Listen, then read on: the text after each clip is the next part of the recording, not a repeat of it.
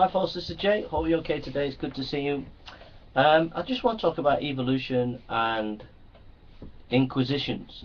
I passionately believe that people should have a right to think. And I passionately believe that any idea, whatever idea it is, you have a right to challenge it, to think about it, to reflect on it. And every individual has a right to think through issues themselves, and to look at things, to look at the evidence, and to decide for themselves on the basis of the evidence. I don't see the scientists as the people who know everything and that we can't question them. I think if you do that, then you put yourself in the hands of the scientists, and they will begin to control society.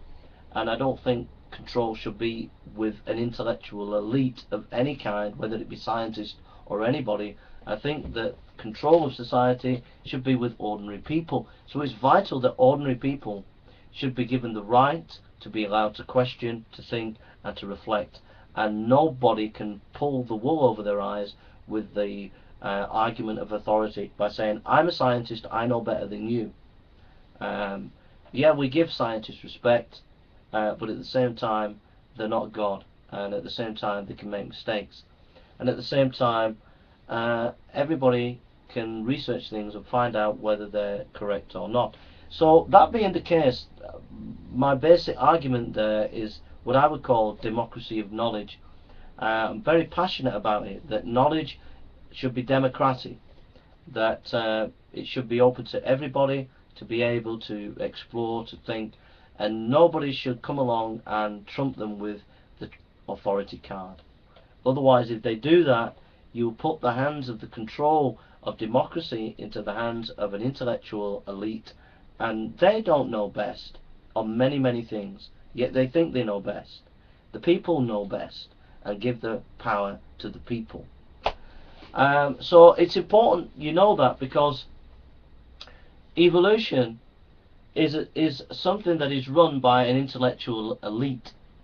It's a whipping. It's the whip of an intellectual elite that want to suppress any religious influence within our democratic societies.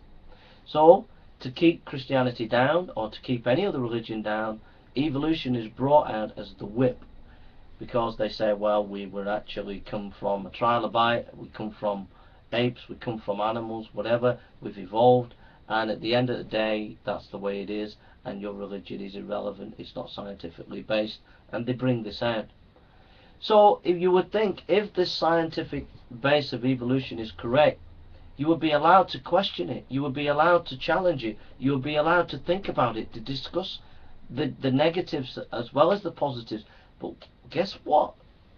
You're not allowed in school, in college, in university, or in the academic scientific realms to present any evidence at all against evolution. If you do, as a student, you'll be slapped down by your biology teacher. If you do, as a university student, you'll be laughed at by your biology teacher. If you do, as a scientist, present any information that might contradict evolution in the scientific realm, you will be laughed at, mocked, and ridiculed, and dismissed within minutes. In fact, your whole career will be destroyed and ruined. And it is on record that this has happened to many PhD students and many scientists who have dared to question these evolutionists. They have found that their careers have been wrecked and ruined. That is a fact. That is an absolute fact. And if you make a video on YouTube, if you make any comment in the press, the intellectual elite come down on you and they suppress you worse than even the Spanish Inquisition, because it's done in a much more subtle way. It's presented to the media that these people are rational, scientific people, and they're the ones with the science.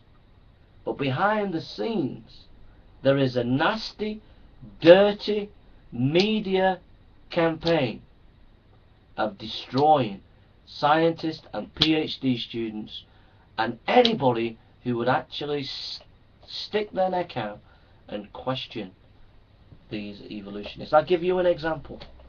Thomas Nagel is a philosopher. He's not a Christian. He's an atheist. Thomas Nagel dared to say that intelligent design was something worth discussing in the schools. The intelligent design movement talks about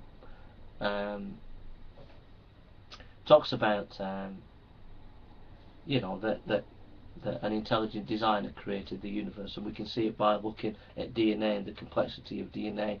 How could it come by chance, etc. Now, this is an atheist, Thomas Nagel, who was basically saying, look, this is a topic that we can worthily discuss within schools, and his own atheist community came down on him